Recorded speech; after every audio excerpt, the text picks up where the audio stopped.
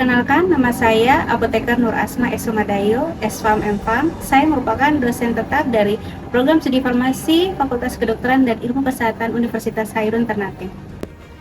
Pada kesempatan kali ini, saya akan menyampaikan mata kuliah yang akan saya ampu sesuai dengan bidang keahlian saya, yaitu Farmakologi 2. Farmakologi 2 ini merupakan salah satu mata kuliah wajib dengan kode MKK 4022 yang terdiri dari 2 tim teaching, yaitu saya dan 1 dosen lainnya. Mata kuliah ini terbagi menjadi 16 pertemuan, yaitu terdiri dari 14 pertemuan tatap muka dan 1 kali UAS serta 1 kali UTS. Poin penilaian dalam mata kuliah ini terdiri atas 3, yaitu aktivitas partisipatif dengan bobot poin 25, yang dimana ini menilai kehadiran dan keaktifan, serta hasil proyek dengan bobot poin 25, serta kognitif atau pengetahuan yang terdiri dari UTS dan UAS dengan masing-masing poin terdiri dari 25. Capaian pembelajaran yang diharapkan dalam mata kuliah ini yaitu mahasiswa mampu memiliki kompetensi minimum atau dasar. Di antaranya yaitu dilihat dari sikap, keterampilan umum, keterampilan khusus, dan pengetahuan.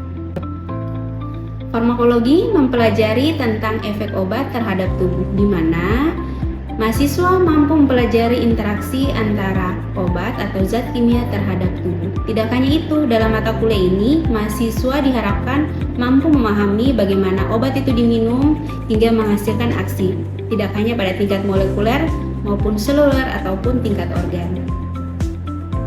Pada akhir mata kuliah ini, mahasiswa dibekali bagaimana cara memahami dan membedakan mekanisme kerja obat sesuai dengan target dan tempat kerjanya masing-masing. Tentunya, capaian mata kuliah ini dituang dalam CPMK pada CPMK 1 hingga CPMK 4 yang telah tertulis di dalam PPS dan tentunya telah disahkan oleh Kaprodi. Referensi yang digunakan dalam mata kuliah ini merupakan referensi buku, karya saya sendiri, dan beberapa penulis lainnya. Selain itu, saya juga menggunakan jurnal bereputasi agar mahasiswa memiliki keterbaruan dalam ilmu pengetahuan maupun teknologi masa kini. Berikut adalah video pembelajaran farmakologi 2, yakni pada pertemuan pertama, yaitu teori tentang ilmu farmakologi terkait reseptor sebagai tempat kerja obat. Assalamualaikum warahmatullahi wabarakatuh dan selamat siang. Waalaikumsalam warahmatullahi wabarakatuh. Siang Ibu. Oke, apa kabar semuanya hari ini? Alhamdulillah baik Ibu. Oke, syukurlah. Sudah pada sarapan semuanya, makan siang ya hari ini ya? Ya Ibu. Hari ini kita pertemuan kali ini dalam mata kuliah farmakologi 2, lanjutan dari farmakologi 1 sebelumnya. Nah, di sini saya, Ibu Apoteker Asma, saya akan membawakan beberapa materi yang akan saya share ke kalian hari ini. Saya harap kalian bisa menyimak dengan baik semuanya agar bisa terserap ilmu dengan baik. Oke, sebelumnya ini adalah outline yang akan kita pelajari hari ini. Pertama, hari ini semuanya harus bisa memahami reseptor sebagai tempat kerja obat. Di sini ada beberapa topik yang akan saya bawakan, di antaranya itu reseptor sebagai kanal ion, reseptor tergandeng protein G, reseptor linked enzim, dan reseptor. Ada 4 yang kita bahas pada pertemuan ini. Sebelum saya masuk dalam farmakologi 1 sebelumnya, ada di sini tahu tempat kerja obat? Kira-kira di mana saja tempat kerja obat itu? Ada yang tahu kira-kira? Ibu. Oke. Coba Ibu di kanal ion, enzim dan transporter. Oke, kanal ion, enzim, dan transporter. Satu lagi adalah reseptor. Oke, ada 4 tempat, sebenarnya ada 4 tempat kerja obat, itu kanal ion, enzim, transporter, dan reseptor. Oke, kita masuk. Nah, mengapa kita perlu obat? Obat merupakan zat atau kombinasi zat yang digunakan untuk mencegah atau mendiagnosis, bisa meredakan gejala, mengobati atau menyembuhkan penyakit serta memulihkan dan meningkatkan kesehatan. Di sini tempat kerja obat itu tentunya memiliki tempat kerjanya sendiri. Nah, ada tempat kerja obat itu ada 4 yang seperti kalian sebutkan tadi. Nah, kali ini kita akan bahas tentang khususnya tentang reseptor. Namun sebelum masuk ke tahap pembahasan tentang reseptor, terlebih dahulu kalian harus mengetahui beberapa istilah berikut ini. Pertama, kira-kira ketika kita minum obat di dalam lewat mulut, bagaimana obat tersebut bisa tahu di mana dia akan bereaksi? Misalkan kita sakitnya di kaki. Bagaimana obat tersebut ketika kita minum di lambung, dia tahu saya harus ke kaki. Atau kita sakit kepala. Bagaimana kita bisa tahu kalau obat tersebut harus ke kepala? Siapakah yang bisa mengirimkan sinyal tersebut? Tentunya adalah Oke.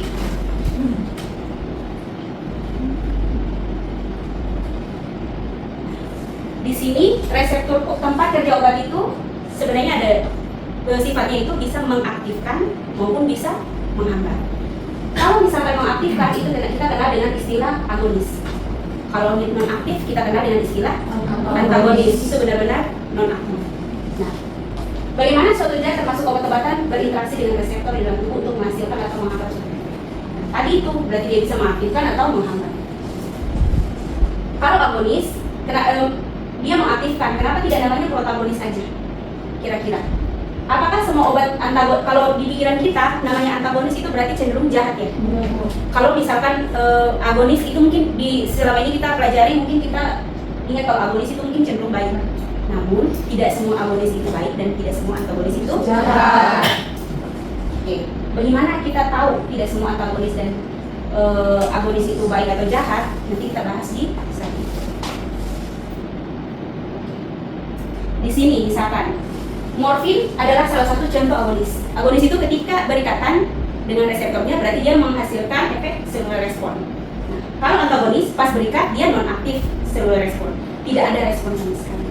Morfin adalah salah satu contoh dari agonis. Misalkan ketika kasus overdosis morfin, kita hambat dengan cara memberikan naloxone, yaitu kita hambat inhibitornya agar dia langsung terhambat di situnya. Ketika terhambat berarti sudah tidak terjadi lagi efek dari morfin atau efek yang misalkan merugikan tadi. Nah, di sini tentunya obat itu ada kelebihan, maksudnya ada fungsinya masing-masing. Jadi dia bisa sebagai agonis maupun antagonis. Nah, di sini kalau untuk antagonis sendiri itu ada dua. Antagonis itu dia bisa menghambat, menduduki, tapi dia secara kompetitif. Ibaratkan kita bisa berlomba. Ini ligan juga seperti itu. Dia kompetitif. Jadi dia menduduki tempat. Siapa yang lebih dulu? Saya ataukah ligan yang aslinya misalkan. Kalau non kompetitif, dia tidak namanya non kompetitif ya, berarti tidak kompetitif, tapi dia diduduki di tempat yang situs yang lain. Itu bedanya kompetitif sama non kompetitif. Oke, nah ini kalian bisa lihat ada gambar-gambarnya. Di sini dia sudah menduduki duluan. Oke, seperti dia kata-kata ya, sorry Pak, we got here first. Jadi dia sudah menduduki duluan. Yang harusnya menduduki situ dia sudah hambat. Nah itu namanya kompetitif. Oke, next masuk ke agonis atau yang menghasilkan respon seluler. Bagaimana respon seluler ini dihasilkan? Pertama itu kita kenal dengan full agonis. Full agonis itu berarti dia mengikat reseptor, responnya itu 100% atau respon maksimal. Respon maksimal ya, jadi dia ikat betul-betul respon maksimal itu namanya full agonis. Contohnya misalkan di reseptor opioid misalkan. Morfin ya, morfin yang memiliki reseptor opioid. Kalau yang selanjutnya itu agonis parsial, namanya parsial, berarti dia tidak mengikat secara full, setengah aja pengikatannya. Kalau misalkan ibaratkan kita berkendara, agonis parsial itu seperti mobil yang berkendaranya itu stabil, pelan-pelan terus sampai di akhir. Nah itu agonis, dia tidak ngebut, dia stabil. Jadi dia, kalau kita menginginkan efek yang misalkan stabil, misalkan setiap jam itu menghasilkan efek yang stabil terus-terusan, berarti yang kita tuju adalah efek obat yang dengan sifat agonis parsial. Kalau inverse agonis, nah inverse agonis ini dia berikatan, setelah berikatan dia efeknya justru berlawanan. Nah, misalkan contohnya reseptor histamin H1. Kalau misalkan H1 ketika sudah diduduki sama histamin, misalkan langsung kita mendapatkan efek alergi. Tapi kalau ketika diduduki oleh inverse agonis di H1, berarti nanti efeknya penyembuhan. Jadi dia efeknya terbalik. Seperti itu bedanya ya, full, parsial sama inverse agonis. Oke. Berikut ini adalah beberapa rangkuman yang bisa kalian telah ya, maksudnya kalian baca terkait agonis yang jenis-jenisnya sama antagonis. Sampai di sini ada pertanyaan? Oke, baik, silakan. Baik, terima kasih Bu atas kesempatannya. Perkenalkan, nama saya Bambang Yusuf Haji. Pertanyaan saya itu, bolehkah Ibu jelaskan ulang Ibu pada konsep agonis, antagonis, dan inverse agonis? Oke, pertanyaan yang bagus ya. Tadi Bambang bertanya tentang, boleh dijelaskan tentang agonis, antagonis, sama inverse agonis.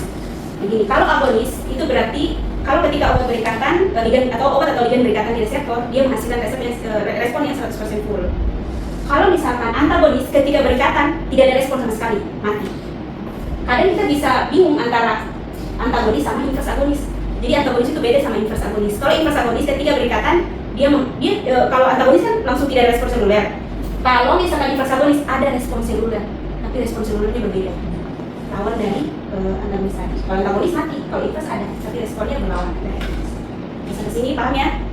Baik. Kita lanjut. Nah, apa itu reseptor? Reseptor adalah protein yang mengikat molekul tertentu. Jadi di sini kalau kita ibaratkan seperti satu tempat dudukan obat ya, atau protein bisa dudukan obat atau ligan dan lain-lain. Di sini fungsi reseptor tentunya kita harus tahu beberapa fungsi reseptor. Pertama yaitu mengenal dan mengikat satu ligan. Yang kedua setelah mengenal dan mengikat tentunya dia akan melanjutkan sinyal atau dia melakukan proses transduksi sinyal. Jenis-jenis reseptor. Di sini jenis-jenis reseptor itu kira-kira ada 4 sejauh ini ya. Kira-kira. Pertama adalah ligand gate ion channel atau kita kenal dengan ionotropic reseptor. Nah, berarti reseptor yang tergandeng kanal ion. Seperti itu. Jadi ada reseptor ada kanal ion.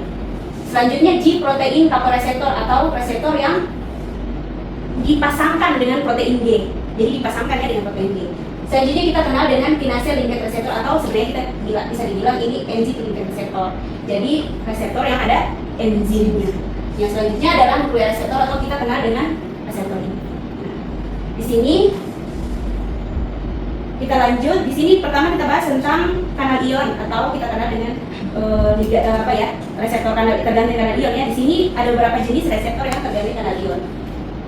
Reseptor tergandeng kanal ion ini ciri-cirinya dia tuh aktivasinya sangat cepat seperti pada gambar sebelumnya yang saya aktifkan sini. Nah, aktivasi dari reseptor kanal ion ini sangat cepat, hanya sekitar milisecond. Contoh reseptornya nikotinik atau acetylcholine reseptor. Kalau reseptor selanjutnya di protein itu aktivasinya detik, bisa second. Nah, selanjutnya kalau misalkan selanjutnya dari G protein adalah kinase linked reseptor atau enzim yang terikat dengan reseptor. Nah, ini bisa jam, dia lebih lama. Semakin jauh ke inti dia semakin lama. Inti sel bahkan bisa berjam, bahkan bisa harian kalau inti sel. Nah, untuk reseptor kanal ion, contohnya reseptor yang kanal ion itu kita biasanya kenal dengan ada jenis-jenisnya. Salah satu contohnya ada reseptor serotonin. Nah, serotonin itu salah satu jenis dari reseptor kanal ion. Dia aksinya cepat tadi, berapa? Milisecond, hanya milisecond aksinya. Pertama, contohnya obat-obatan benzo ya, benzodiazepin. Nah, ini kan kita punya misalkan sel saraf, ada area presinaps sama postsinaps. Nah, di sini si benzo langsung berikatan di sini langsung. Dia berefek. Nah, si benzodiazepin ini dia menduduki beberapa tempat. Jadi dia punya tempat di dalam kanal ion. Jadi tempat duduknya itu ada posisi alfa, beta, dan gamma. Jadi setiap ligan itu bisa menduduki di posisi mana saja. Di sini kebetulan si benzo biasanya menduduki tempat bagian alfa. Berarti di permukaan di atas. Jadi ketika terbuka dia efeknya cepat. Seperti ini. Beda sama yang bagian ini ya, yang bagian bawah. Selanjutnya G protein kappa reseptor. Nah, G protein kappa reseptor atau kita kenal juga dengan reseptor metabotrofik. Dia itu ada sekitar 7 kali melewati membrana. Jadi reseptor ini yang kita kenal adalah reseptor paling mayoritas obat itu biasanya bekerja paling banyak pada reseptor ini atau kita kenal dengan GPCR. GPCR ini ada dia tentunya melibatkan beberapa kita kenal dengan dengan beberapa efek yang kita kenal dengan second messenger. Jadi dia punya perantara. Jadi dia aktif tapi dia punya perantara dulu, ibaratkan tukang paket yang membawa pesan seperti itu. Jadi second messenger namanya. Jenis second messenger salah satunya adalah contohnya kalsium. Kalsium itu salah satu jenis second messenger di GPCR. Jadi GPCR ini dia aktif, dia modulasi ada dua jenis. Dia bisa melalui jalur adenilasi klase ataupun dari fosfolipase. Bagaimana cara enzim ini kita tahu kalau dia bisa aktif atau menginhibisi? Tentunya semuanya tergantung pada protein ini. Apakah dia G alpha, S, misalkan GS atau GI atau GI. Kalau GS berarti dia menstimulasi. Ujungnya ada GS berarti dia menstimulasi. Berarti dia mengaktifkan enzim adenilasi klase sehingga meningkatkan kadar CRP. Kalau dia GI, ujungnya protein GI berarti dia inhibisi. Oke.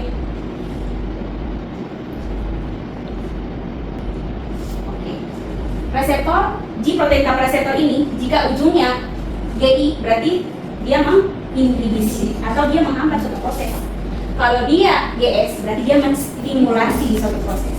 Di sini G inhibisi berarti dia menghambat adenilat siklase dan kemudian hasilnya penurunan CNP. Nah di sini kalau misalkan GQ, jadi yang ujungnya Ki ya tadi kan ujungnya 0 sama I. Kalau GQ itu mengaktifkan enzim fosfolipase. Kalau di atas adenilat siklase, yang di bawah jalur fosfolipase. Jadi mereka beda jalur. Ada adenilat, ada fosfolipase. Oke. Jadi dia mengaktifkan enzim fosfolipase C, kemudian akan memproduksi P3 dan DAG. Nah ini beberapa protein yang tentunya akan memicu sinyal-sinyal intraseluler. Contoh obatnya adalah misalkan nitrogliserin. Kalau dari sini dari gambar dilihat, kira-kira nitrogliserinnya ini ujungnya itu GI, GS, ataukah GQ kira-kira? Yang jalur aktivasi fosfolipase C. Kalau dari gambar GI dia inhibisi atau stimulasi ataukah yang fosfolipase C tadi? Fosfolipase C.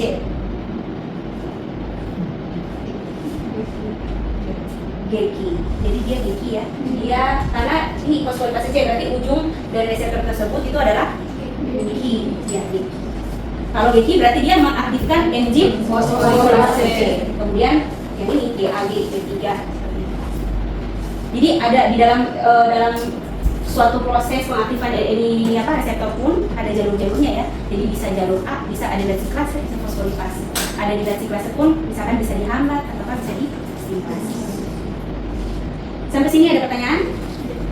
Oke. Pertanyaan saya terkait reseptor, kenapa di setiap jenis-jenis reseptor tuh detiknya berbeda-beda? Baik, pertanyaan bagus tadi dari Yolanda. Pertanyaannya adalah kenapa setiap reseptor itu waktu aktivasinya beda-beda. Yang tadi yang dijelaskan ada milidetik, ada detik, ada jam. Pertanyaan bagus. Di sini kenapa waktu aktivasi setiap reseptornya itu beda-beda? Sebelumnya kan kita ketika masih semester awal kita mempelajari tentang sel.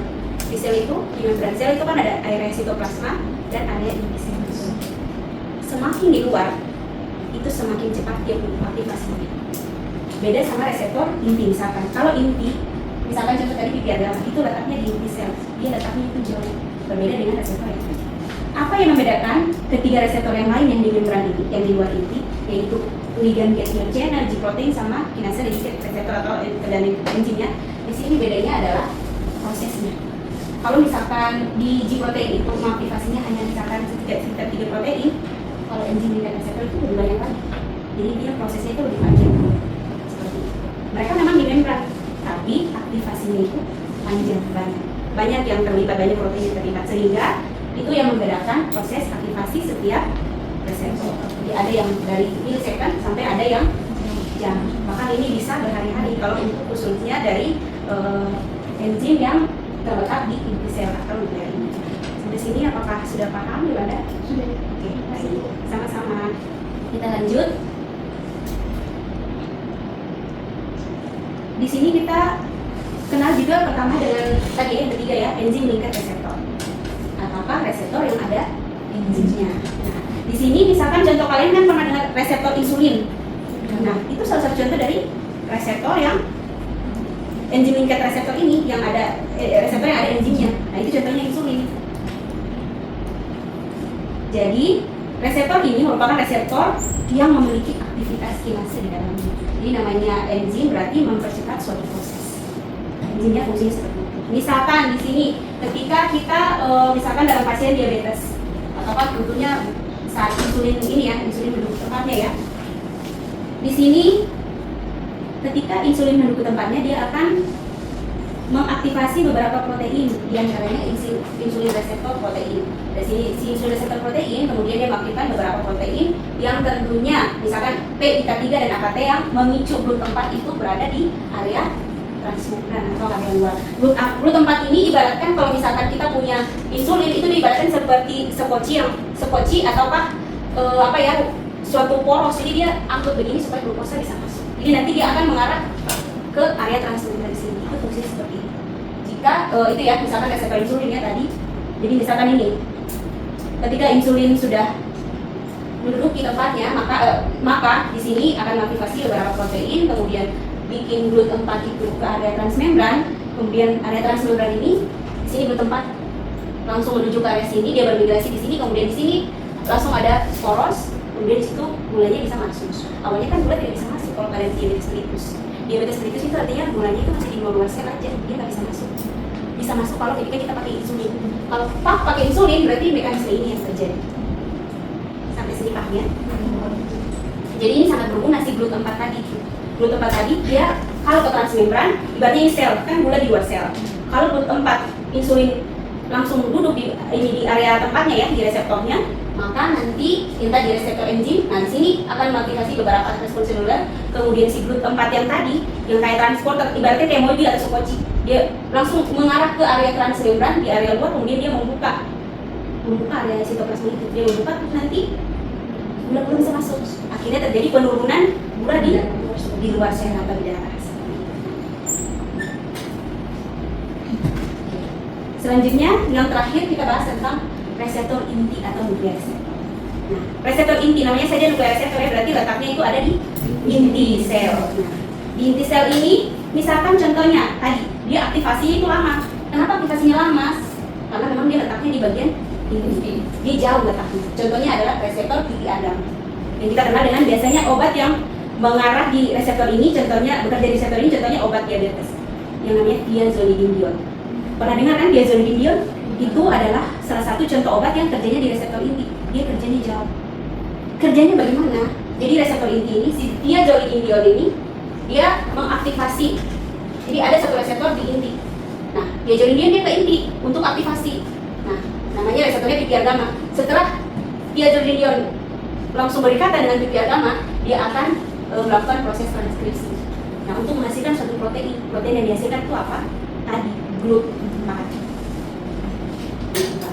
Kan tadi kalau GLUT4 ada, berarti dia bisa salah satu penyebab juga diabetes itu, salah satu kan kita banyak ada free fatty acid dan racun ya, dan selain itu dan yang lain ya. Jadi kalau ketika banyak, kalau kita butuh angkut atau mobil atau pengangkut, semakin banyak lemak, berarti tentu semakin banyak mobil yang perlu kita miliki.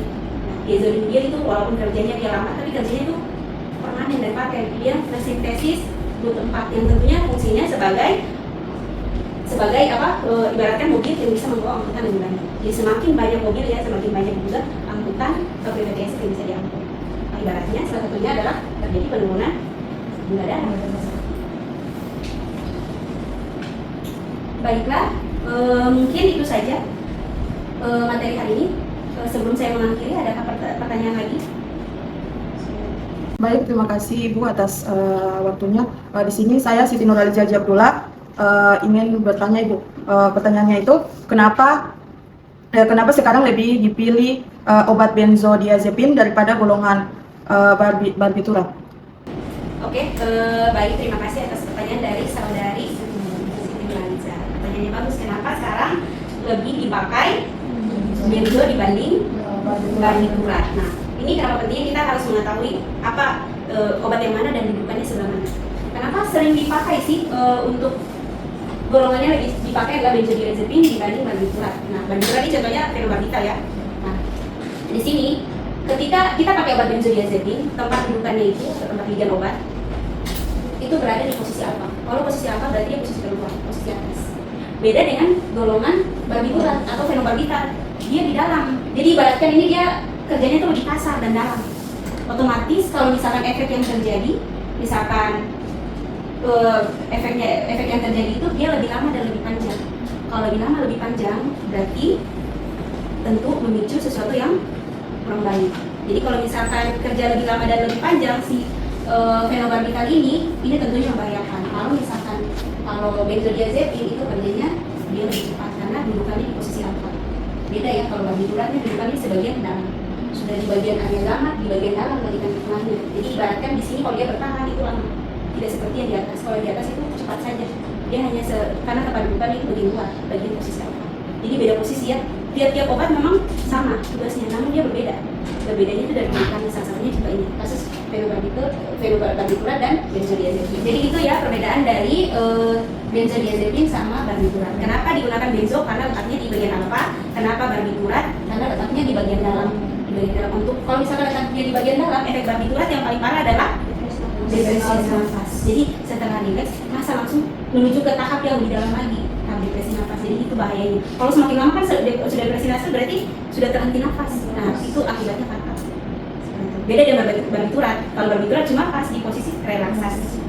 Kalau misalnya kalau benzodiazepin ya prosesi relaksasi, kalau misalkan barbiturat ya lanjut lagi sudah relaksasi, habis itu depresiasi, itu yang takutnya karena berikatan di area tengah, bukan di area alfa. Kalau bagian area alfa contohnya itu tadi benzodiazepin. Kalau fenobarbital atau barbiturat letaknya di bagian tengah ya, dia menduduki area tengah, jadi lebih lama kerjanya, lebih kasar istilahnya. Oke, paham ya kira-kira?